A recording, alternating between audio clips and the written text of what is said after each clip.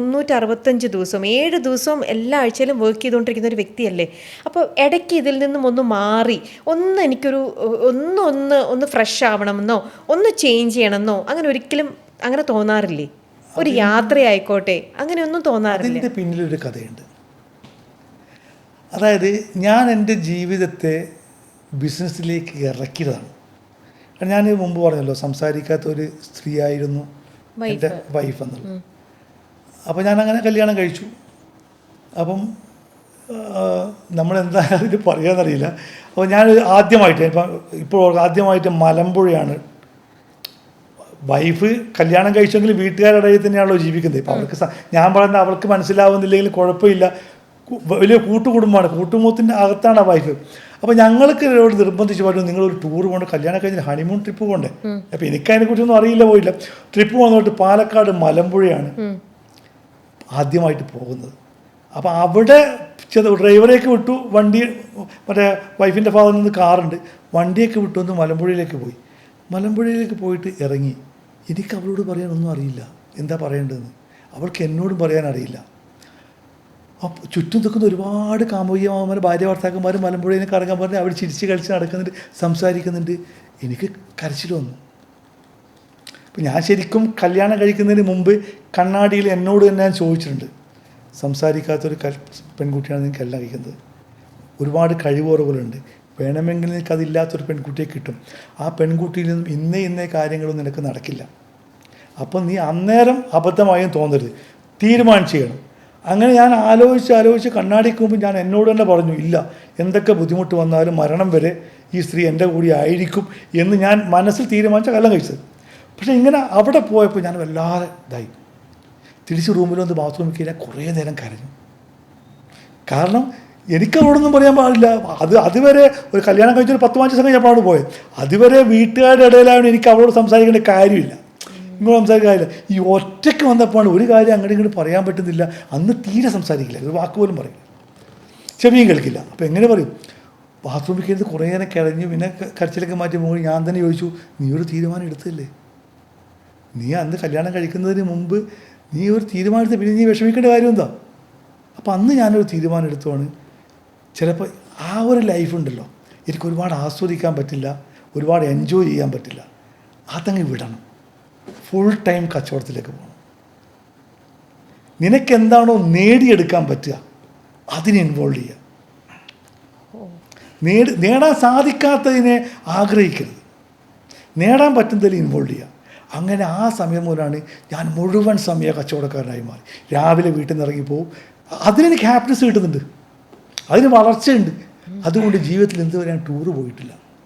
ഇപ്പം മകൾ കല്യാണം കഴിച്ചപ്പോൾ എൻ്റെ മകൾക്ക് ഇതൊക്കെ അറിയാം, എൻ്റെ വിഷമം അറിയാം, അവളുടെ ഉമ്മാക്കളുടെ പരിമിതി അറിയാം, ഞാൻ ടൂറ് പോകാത്തത് എന്താണെന്നറിയാം. പക്ഷേ അവൾ കല്യാണം കഴിച്ചപ്പോൾ അവളും മരുമോനും പോകുമ്പോൾ വൈഫിനെ കൊണ്ടുപോകും, ചിലപ്പോൾ എന്നെ നിർബന്ധിച്ച് കൊണ്ടുപോകും. ഞാൻ പോകാറില്ലെന്ന് അവർക്കറിയാം, അവർ പോകാറുണ്ട്, എപ്പോഴും അവർ നിർബന്ധിച്ച് കൊണ്ടുപോകാറുണ്ട്. ഇപ്പം അവരെ കൂടി എങ്ങാണ്ട് 1-2 തവണ ഞാൻ പോയിട്ടുണ്ട്, അല്ലാതെ ഞാനെങ്ങും പോയിട്ടില്ല.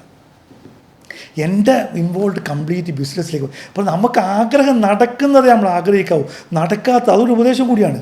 നടക്കില്ല എന്ന് തോന്നുന്നതിനെ നമ്മൾ ഒരുപാട് ആഗ്രഹിക്കാൻ പാടില്ല. അപ്പോൾ മാനസിക ടെൻഷനും വിഷമവും ഉണ്ടാവും.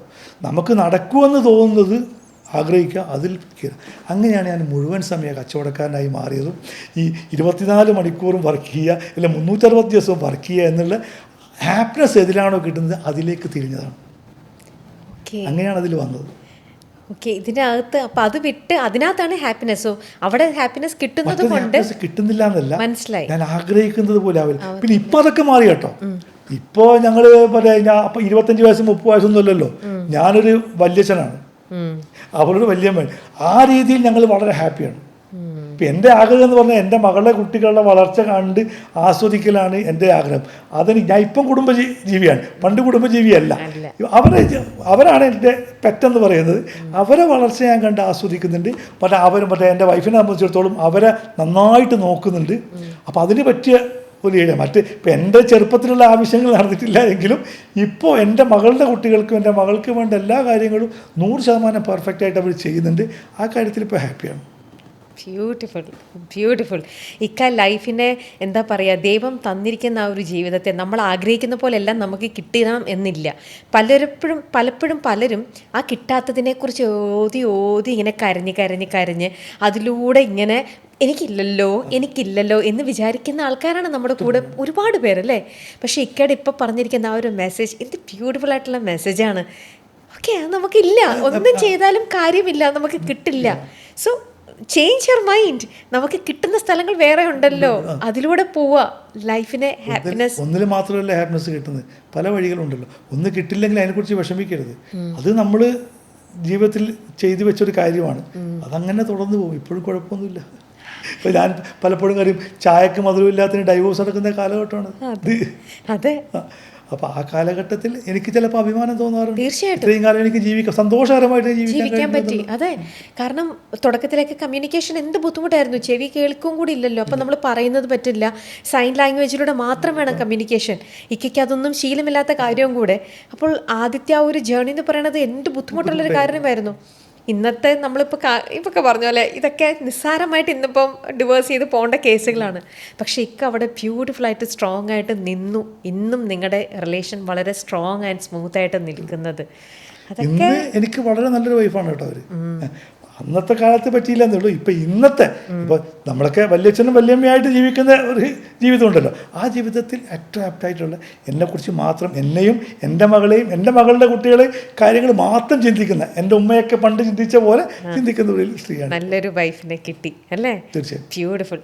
വിത്ത് ദാറ്റ് ആ ഒരു ബ്യൂട്ടിഫുൾ മെസ്സേജോട് കൂടി തന്നെ നമുക്കിത് വൈൻഡപ്പ് ചെയ്യാം. അതിന് മുമ്പേ ഇക്ക വലിയ ആഗ്രഹം എന്താണെന്ന് ചോദിച്ചാൽ ബിസിനസ് സൈഡ് വഴി പോകണം. പക്ഷെ അതിനെക്കാട്ടിലും മനസ്സിൻ്റെ ഉള്ളിൽ ഇത്രയും നേരത്തെ സംസാരത്തിൽ നിന്ന് എനിക്ക് മനസ്സിലാക്കാൻ പറ്റിയത് നല്ല ഒരു സിനിമയുടെയും കൂടെ ഭാഗമാവാനായിട്ട് ആഗ്രഹിക്കുന്നുണ്ട് അല്ലേ. തീർച്ചയായിട്ടും അതുതന്നെയായിരിക്കും മുന്നിൽ ഇക്ക ഇപ്പോൾ ആഗ്രഹിച്ചു കൊണ്ടേയിരിക്കുന്ന, സ്വപ്നം കണ്ടുകൊണ്ടേയിരിക്കുന്ന ഒരു ഭാഗം എന്ന് പറയുന്നത് അല്ലേ. ഒരു നടനായി, ഒരു ബിസിനസ്സുകാരനായിട്ട് ഞാൻ കുഴപ്പമില്ലാതെ അറിയപ്പെടുന്നുണ്ട്. പക്ഷെ എനിക്കൊരു ആക്ടറായിട്ട്, ഒരു നടനായിട്ട് നാലാളെ മുന്നിൽ അറിയണമെന്ന് വലിയൊരു ആഗ്രഹമുണ്ട്. ചിലപ്പോൾ ദൈവം നടത്തി തരുമായിരിക്കും. അതിന് വേണ്ടിയിട്ട് എന്തെങ്കിലും ഇനിയും പോയിട്ട് ഒരു ആക്ടിങ് പഠിക്കാനോ ഒരു ആക്ടിങ് സ്കൂളിൽ പോവുകയോ അല്ലെങ്കിൽ അതിൻ്റെ ഒരു വർക്ക്ഷോപ്പിൻ്റെ ഭാഗമാവാനോ അങ്ങനെ ആഗ്രഹിക്കുന്നുണ്ടോ? സിനിമയിൽ അവസരം തരുമ്പോൾ അവർ ക്ഷണിക്കുന്ന വർക്ക്ഷോപ്പുകളുണ്ട്, അതിലൊക്കെ ഞാൻ പോകാറുണ്ട്. ഇപ്പം ഞാൻ ഡാൻസ് പഠിക്കാൻ വേണ്ടിയല്ല, ഈ മെയ്വഴക്കം കിട്ടാൻ വേണ്ടി ഡാൻസ് പഠിക്കാൻ വേണ്ടി തയ്യാറാണോ. നമ്മൾ പ്രായം എന്ന് പറയുന്നത് പ്രായമായതുകൊണ്ടേ മരിക്കുന്നുണ്ടോ? ചെറുപ്പക്കാർ ഇഷ്ടംപോലെ മരിക്കുന്നുണ്ട്. അസുഖം പ്രായമായവർക്കേ വരുന്നുണ്ടോ? ഇല്ലാത്തവർക്ക് വരുന്നു. അപ്പോൾ ഈ മരണത്തിനോ അസുഖത്തിനോ ഒന്നും പ്രായം ഒരു പ്രശ്നമേ അല്ല. അപ്പൊ നമ്മൾ മറ്റൊരാളുടെ കണ്ണിൽ നമ്മൾക്ക് എന്ത് പ്രായമാണ്, അതാണ് നമ്മളെ പ്രായം. കലണ്ടർ നോക്കിയിട്ട് പ്രായം തീരുമാനിക്കണ്ട. ഇപ്പൊ നിങ്ങളെ കണ്ണിൽ എനിക്ക് എന്ത് പ്രായം തോന്നിക്കുന്നത് അതാണ് പ്രായം. ഒരു സംവിധായകൻ എന്നെ കാണുന്ന പ്രായം നോക്കിയാൽ മതി. എന്നോട് വെള്ളത്തിലെ പ്രജേഴ്സൻ പറഞ്ഞൊരു കാര്യമുണ്ട്. ഇപ്പൊ ഞാനവിടെ ഓഡീഷന് പോയപ്പോൾ അന്ന് എനിക്ക് തോന്നുന്നത് 57 വയസ്സം കണ്ടാണ്. ഞാൻ 57 വയസ്സാണ് എഴുതി കൊടുത്തത്. അപ്പൊ എന്നെ ക്യാരക്ടർ സെലക്ട് ചെയ്തത് ജയസൂരിയുടെ അമ്മാവനായിട്ടാണ്. ലൊക്കേഷൻ എത്തിയപ്പോൾ പുള്ളി പറഞ്ഞു 57 വയസ്സെന്ന് പറഞ്ഞുകൊണ്ടാണ് അമ്മാവനായത്. ആ ജയസൂരിയുടെ കൂട്ടുകാരനായിട്ട് റഫീഖിന് പറ്റുമായിരുന്നു, പക്ഷെ 57 വയസ്സാണ് അങ്ങനെ കൂട്ടുകാരനാക്കാൻ പറ്റും. പക്ഷെ ഇപ്പൊ കണ്ടപ്പോൾ തോന്നി അത് മതിയായിരുന്നു എന്നുള്ളത്. പക്ഷെ മറ്റേ ക്യാരക്ടർ നല്ല ക്യാരക്ടറായിരുന്നു. അപ്പോൾ ഒരു സംവിധായകൻ ഞാൻ പറയുന്നത്, എന്റെ പ്രായം നിങ്ങൾ നോക്കണ്ട, നിങ്ങൾ എന്ത് പ്രായമാണോ എനിക്ക് കാണുന്നത് ആ പ്രായത്തിലേക്ക് എടുക്കും.